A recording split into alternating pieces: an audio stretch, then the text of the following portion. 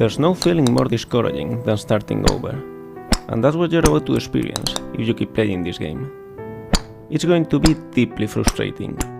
You might trade some of that frustration for disappointment if you are willing to admit that the mistake was yours and only yours, but the feeling will only get more intense the longer you play.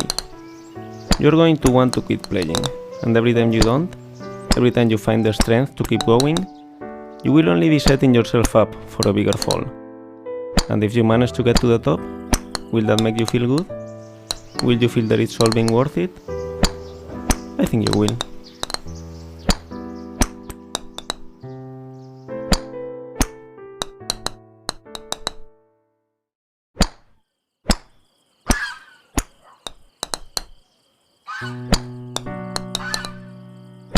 Feel free to stop playing whenever you want.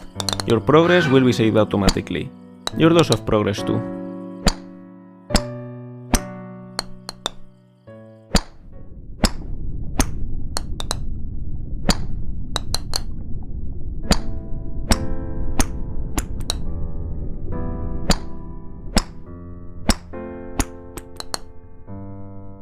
This game is a different take on a game that came out in 2017 titled Getting Over It with Bennett Foddy.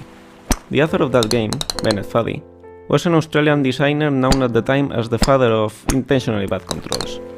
Weird, unresponsive, and hard to understand, intentionally bad controls are bad in the sense that they are suboptimal for the task at hand, making a challenging and infuriating experience of what otherwise could well be a walk in the park.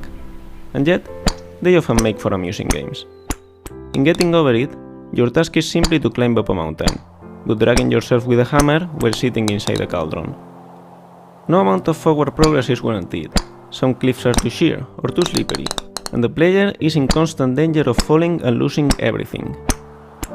I watched a video of Bennett Foddy playing his own game, and it was interesting to see how erratically he approached his own challenges. He knew it was possible to overcome them, and he knew the movements he needed to execute, so he will make an attempt, but he will fail, without a clear reason why. So he will try again, exactly the same movements he attempted the first time, and he will repeat this process until, eventually, it actually worked, giving the impression that the challenge was more about perseverance and luck than precision.